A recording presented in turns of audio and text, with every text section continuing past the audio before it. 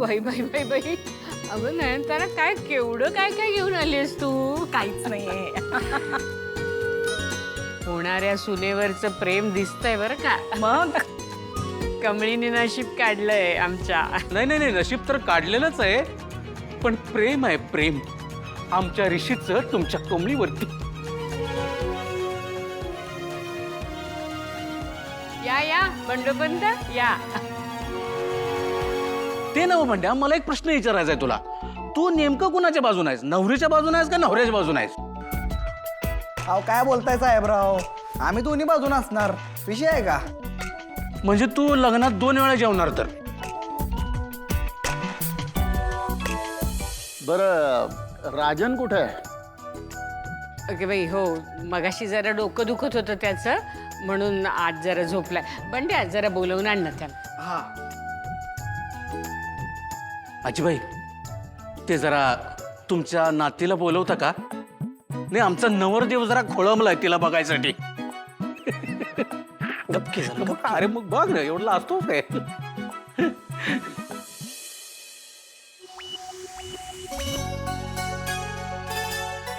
I I I Kumble, अगं कसली भारी दिसायली आहेस तू. तुला कुणाची बी नजर नको लागायला. बरं चल आता चल. संगे, मला अजून बी असं वाटतं का हे सगळं व्हायलाच नको. मला आजींना जाऊन सगळं खरं खरं सांगायचंय ग. अगं वय की वय, गिरणीच्या पट्ट्यासारखी एकच गोष्ट काय सारखी सारखी बडबडायला लागली आहेस ग. आणि कमळे, तुला बी चांगलंच माहित आहे, जे काय होतं ते चांगल्यासाठीच होत असते. अगं खरं पण निंगे, बास, मी आता तुझं काय बी ऐकणार नाही. लई विचार करत बसू नको, गप चल चल चल.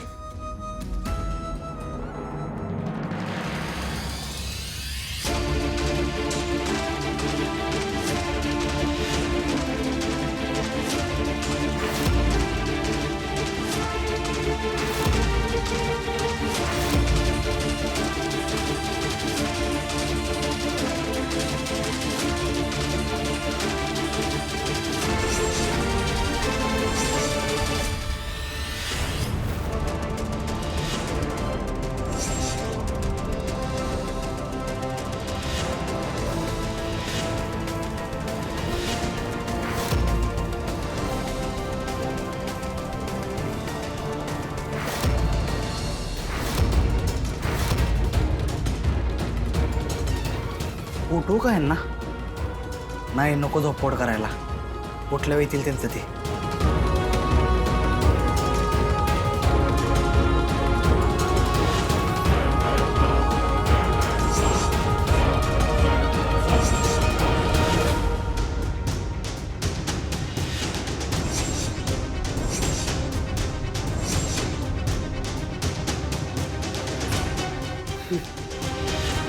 पावछा, आता या केसांनी मी DNA टेस्ट कर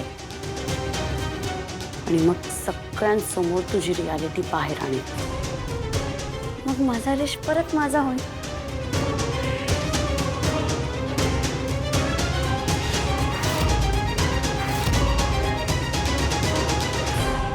ही कमळी बी की नाही, मोबाईल इथंच विसरली. एवढी भारी तयार झाली आहे ना, फोटो काढायचं खाली कसा पडला?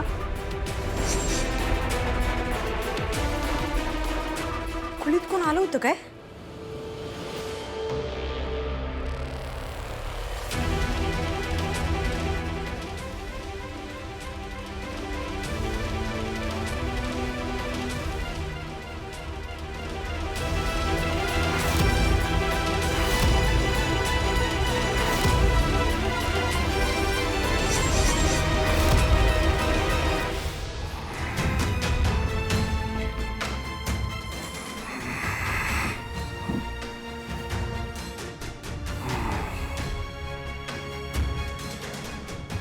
इथे कोणी येऊन गेलं का?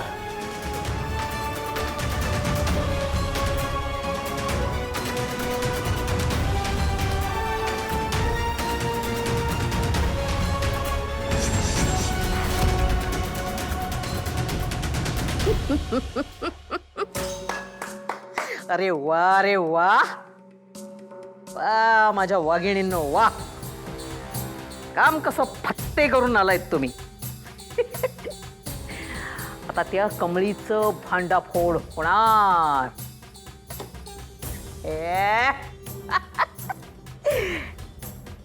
अरे ही म्हातारी जरा जास्त उडतीये ना, ती पण जरा कशी अशी जागेवर येईल.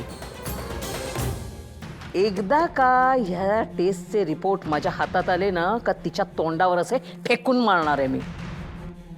पण आई साहेब तुम्हाला टेस्ट करायला खाली जाता येणार नाही, कारण आपल्या घरात म्हणजे आपल्या घराच्या खाली इथे नयनतारा आणि तिची फॅमिली आली आहे. बरं, ओके, मग आपल्याला थांबावं लागेल. त्याचं फारसं काही टेन्शन नाही ग मला. त्या गोष्टी बघता येतील. मुळात ज्या महत्त्वाच्या गोष्टी ज्यांची टेस्ट करायची आहे त्या गोष्टी माझ्या हातात आलेल्या आहेत. तेच खूप झालं. मग निवांतपणे मी ह्या टेस्टिंगसाठी घेऊन जाईन आणि मग काय, मग सुरू होतो तो बदला. माझ्यावर केलेल्या अपमानाचा, एक एक अपमानाचा एक एक बदला मोजून घेणार आहे. आणि अनुबाळा, मी पण तुला मोकळी सूट देते. त्यानंतर तुला जे काही वाटतं ना ते कर त्या कमळीचं. माझी काही हरकत नाही, तुला पूर्ण मुभा आहे. ऑफकोर्स गाण्याची तिची तर अशी मी वाट लावणार आहे ना, तिने ड्रीममध्ये पण विचार नसेल केला. पण त्या गौरीचं काय झालं, तू तिला शोधणार होतीस ना. बरं झालं आठवण करून दिलीस ते आत्ताच. हॅलो, सांगितलेल्या कामाचं काय झालं? गौरी कुठे? मी काय तुम्हाला फुकट पोसायला ठेवलंय काय? नाही नाही, आधी तिला पकडायचं. अरे अख्खी मुंबई पालथी घाला, ती जिथं कुठे असेल तिला शोधून काढा आणि माझ्या समोर आणून बसवा. कळलं का? आणि त्याशिवाय पैसे मागायला यायचं नाही पुढचे. कळलं? चल ठीक आहे. होईल, हे काम पण होईल. अनु बेटा, आता एक गोष्ट करायची. आता खाली जायचं आणि असं दाखवायचं की काहीच झालं नाही, एकदम नॉर्मल. आणि मग बघत राहा त्या लोकांची नाटकं कशी वागतायत ते. आणि काही झालं तरी मी प्रॉमिस करते तुला, ऋषी आणि कमळी यांचा साखरपुडा होणार नाही म्हणजे नाही. ज्या पद्धतीने अन्नपूर्णेने मला त्या कमळीसाठी घराच्या बाहेर काढलं होतं, अगदी त्याच पद्धतीने ती कशी वाजत गाजत घरात आली होती ना, अगदी त्याच पद्धतीने मी सुद्धा तिला घराबाहेर काढणार वाजत गाजत. त्या कामिनीला फार हलक्यात घेतलंय तिने, खूप हलक्यात घेतलंय.